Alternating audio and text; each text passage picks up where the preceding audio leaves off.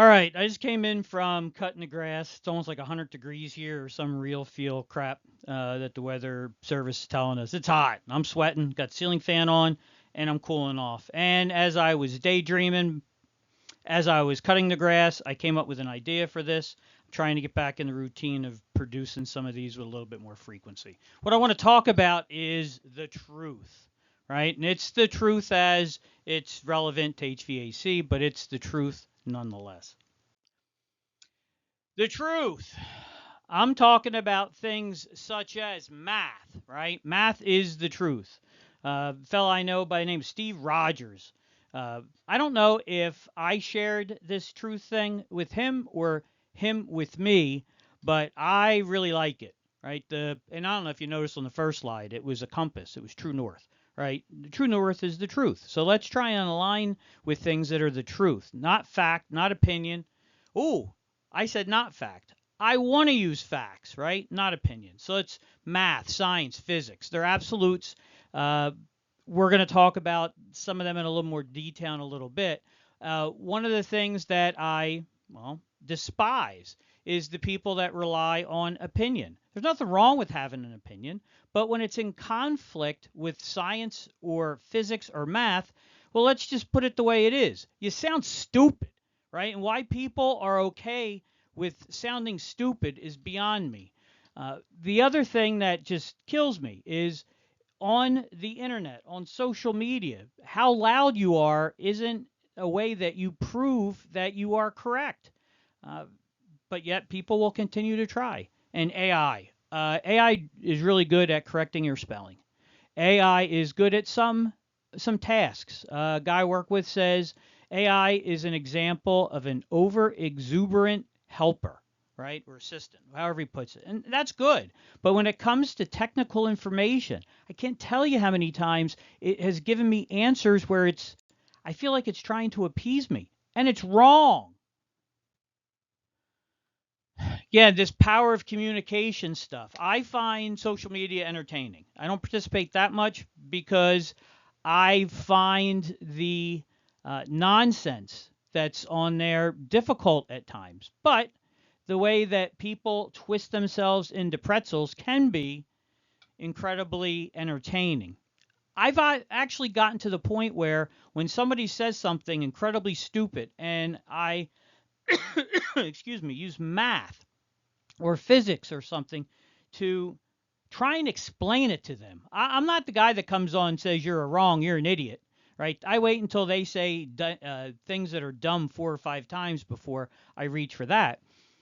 But as soon as you correct them, or often after they've been corrected, they delete it. So I'm actually the guy that will screenshot it and later saying, hey, what gives?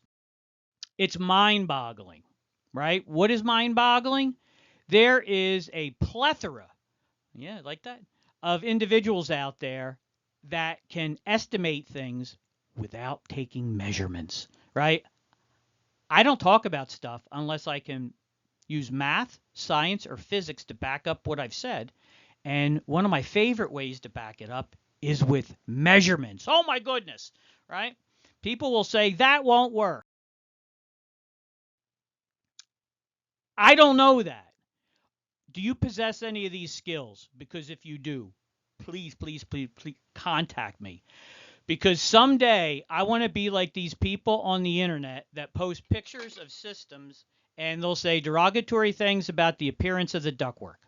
I can't argue with the fact that I don't want a system that looks like somebody rolled out of the gutter and slapped it together. I'm on board with that. But the average homeowner doesn't pull up a chair and stare at their duct systems. So I'm not nearly as concerned about its appearance as start here in the middle. I can't visually measure airflow. So I am not going to say anything derogatory about the performance of that system without measuring it. If you do that, please explain to me how you've learned that skill. The velocity, oh, it's going to I got to measure it, right? And if I measure volume over the whole system or out of an intentional hole in the duct system, also known as a supply outlet, and then I look at the size of it, I can mathematically calculate the velocity, right? So that's a thing. Uh, the ones that I like to compare it to. If you're so good at system performance, can you also do it with voltage? Can you put your peepers on it and tell me what the voltage, what the amperage, what the wattage or the power in that system is? Because I would absolutely love to possess that skill. And it goes on and talks about, can you determine superheating and subcooling without it? Can you determine the enthalpy difference? Do you know exactly how many BTUs it's producing or not? Because again, that is a skill that I'm dying to learn. Here's a real life example. Again, I was out there cutting the grass. This stuff was going through my head, and I figured I'd come in and use the cool down period to record it. So I was on the internet. I was on, and I don't know what, I was on Facebook. I don't know what forum or what specific page it was, but somebody brought up the idea that they were going to put in a mini split, and they were going to put it in a log cabin, and it was going to go at knee height or lower because they couldn't get an A2L refrigerant system that was a console wall hung. I don't know exactly what you call those. I call them a console unit, but I think you know what I'm talking about. It wasn't available. So he's going to put in a mini split. And I said, it's not going to, and I'm paraphrasing, because my idea of work is you're going to get 75 degrees and 50% relative humidity on a design day, right? I care about temperature, I care about humidity, and I care about the temperature difference from the floor to ceiling. Apparently, his idea of work is different than mine. Will it blow cold air into the space? Absolutely. But I literally had somebody call me a retard because I made the recommendation of using a box fan or a ceiling fan to mix the air. I would like to meet this guy in person because I would like to personally thank him for correcting me, because I was under the personal belief that hot goes to cold, right? Warmer air rises because it's more buoyant. Higher pressure moves towards lower pressure. These are all things that I cling to. But as it says, my evening was fulfilled that I found out that air mixes itself. Did you know that? Air mixes itself. And he knows that because he's been working on commercial refrigeration. So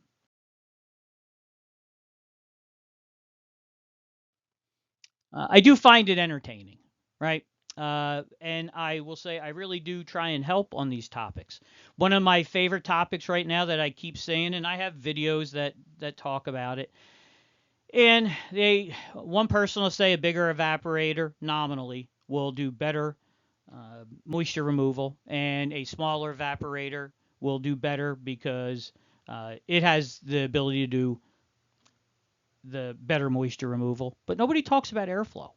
Nobody talks about what the manufacturer says it's going to do, and then the MP thing comes out. Nobody's ever measured the actual performance. I had the luxury for years. I was doing measured performance on equipment for a different reason, not because I was curious, but because I didn't want to be caught sleeping in a crawl space. I would take the filter out of a system that I had already tested once, proven that its performance was acceptable, following the guidance that I was required to follow, which was essentially 90% of its EER. That's how long ago I was doing this. It was EER, it wasn't SEER. But nonetheless, I would take the filter out, put half of it in a garbage bag, shove it back in, and see what it would do. I am, oh, this sounds weird, intimately familiar with the performance of system and how different metrics influence, there's a good word, the performance of the system. And it's math, it's science. I like using that as something to lean on. All right, I'm going to finish this up with some actual technical content that you might find entertaining. You might not. I don't care. I'm going to share it with you. Speed limit. We're talking about proper duct design. My world, proper duct design is following the guidance of Manual D, and then we do all of it. Not some of it, but all of it. And one of the things is duct can't be too big, but it certainly, can't be too small.